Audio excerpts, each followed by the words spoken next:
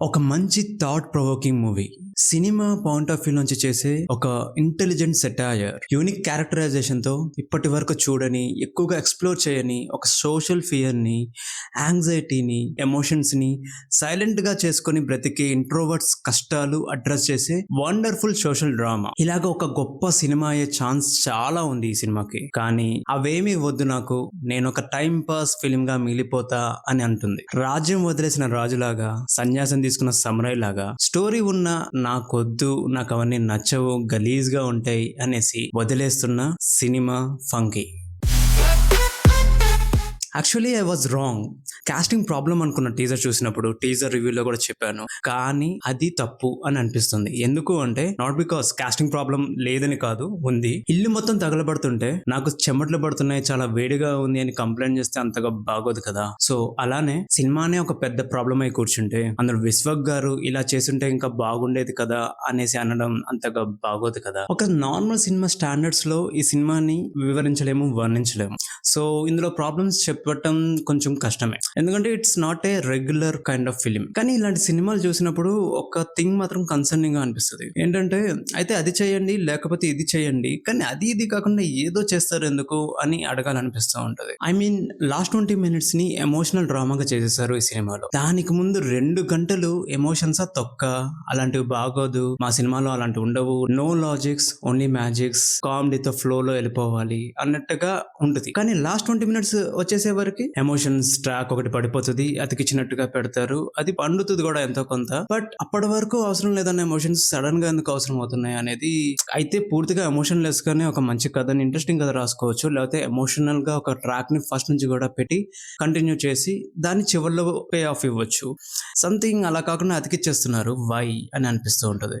అనగనగా ఒక రోజు మూవీలో కూడా ఇలానే చేశారు. And if you ask me, దానికంటే ఇందులో ఇంకా బెటర్ గా పెట్టారు ఆ ఎమోషనల్ ట్రాక్ ని. అనగనగా ఒక రోజులో టు బి ఫ్రాంక్ తీసుకొచ్చి ఫెవికాల్ వేసి అతికిచ్చినట్టు క్లియర్ గా కనిపిస్తుంటది, ఇందులో అలా కాదు. సో అనగనగా ఒక రాజు టాపిక్ వచ్చింది కాబట్టి I want to thank Anudeep for one thing. ఏంటి అంటే అనగనగా ఒక రాజు ఒకటే కాన్సెప్ట్ చుట్టూ తిరగదు, ఒక 4-5 కథలు కలిపేసి కుట్టిన ఒక అతుకుల బంతలాగా ఉంటుంది. బట్ ఈ ఫంకీ మూవీ అలా కాదు. ఇందులో ఒకటే కాన్సెప్ట్ చుట్టూ సినిమా అంతా జరుగుతూ ఉంటుంది.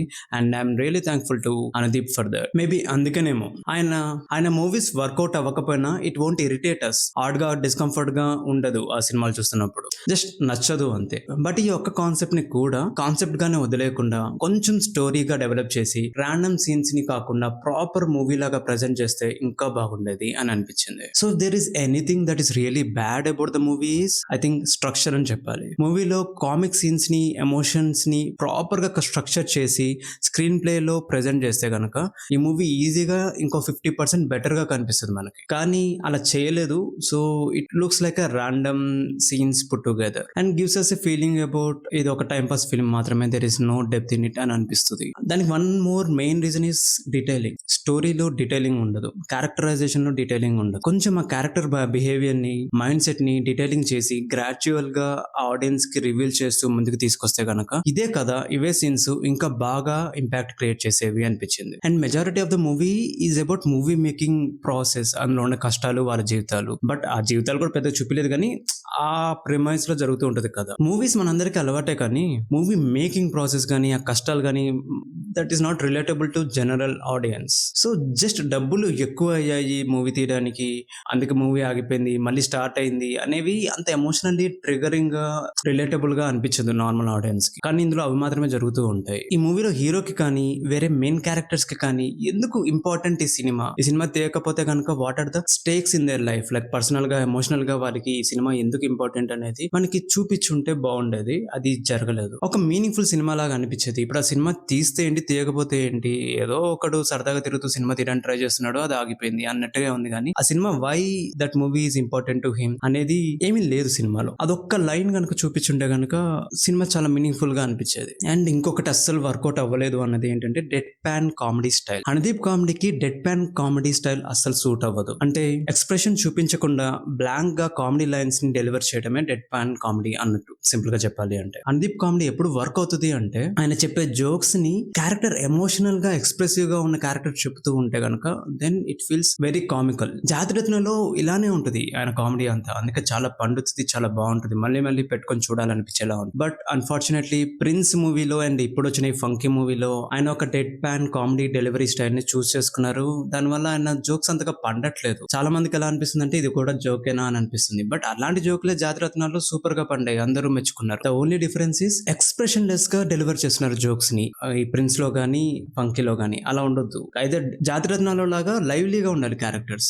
జోక్ అంటే జోక్ లాగా కాదు, వేరే ఎమోషన్స్ ఉంటాయి కదా. ఇప్పుడు ఇరుక్కుపోయాడంటే, జైల్లో ఉన్నాడంటే బాధ ఉంటుంది, ప్రేమలో ఉన్నాడంటే ఆనందం ఉంటుంది. కామెడీ ఎక్స్ప్రెషన్ కాదు, కామెడీ ఎమోషన్ కాదు, ఆ రియల్ లైఫ్ ఎమోషన్స్ లో ఉన్న క్యారెక్టర్ ఆ ఎమోషన్స్ ని ఎక్స్ప్రెస్ చేస్తూ ఈ లైన్స్ ని, ఈ పంచ్ లైన్స్ ని, ఈయన కామెడీని డెలివర్ చేస్తే గనక చాలా బాగా పండుతుంది కామెడీ. కానీ అన్ఫార్చునేట్లీ ఇది జాతిరత్నాలలో మాత్రమే ఇలా జరిగింది. తర్వాత వచ్చిన 2 సినిమాల్లో dead pan comedy style delivery, expression serious expression లేకపోతే ఎటువంటి ఎక్స్ప్రెషన్ లేని బ్లాంక్ ఎక్స్ప్రెషన్ తోనే డైలాగ్స్ చెప్పేస్తున్నారు. అది వర్కౌట్ అవ్వట్లేదు, సరిగ్గా పేలట్లేదు. ఏదో కొంతమందికి ఈ టైప్ ఆఫ్ కామెడీ నచ్చుతుంది కానీ జాతిరత్నాలు లాగా అందులో కూడా ఇదే టైప్ ఆఫ్ కామెడీ, కానీ అది అందరికి నచ్చింది, మెజారిటీ అందరికి. బట్ తర్వాత వచ్చినవి అంతగా నచ్చట్లేదు. కొన్ని సెట్ ఆఫ్ ఆడియన్స్ కి ఎందుకు నచ్చుతుంది అంటే ఇదే మెయిన్ రీజన్ అని నాకు అనిపిస్తుంది. The way the comedy lines are delivered, అది డెడ్ ప్యాన్ గా ఎక్స్ప్రెషన్ లెస్ గా ఉండకూడదు, కామెడీ ఎక్స్ప్రెషన్ ఉండకూడదు, కానీ రియల్ లైఫ్ ఎక్స్ప్రెషన్స్ ఆ క్యారెక్టర్ కు ఉండేవి చూపించాలి. మేబీ నెక్స్ట్ మూవీస్ లో ఇది కనుక కరెక్ట్ చేసుకుంటే కనుక ప్రాబబ్లీ మనం జాతిరత్నాలు వైబ్స్ ని మళ్ళీ చూడగలం. ఏది వర్కౌట్ అయ్యింది అంటే అనుదీప్ మార్క్ కామెడీ మళ్ళీ వర్కౌట్ అయ్యింది.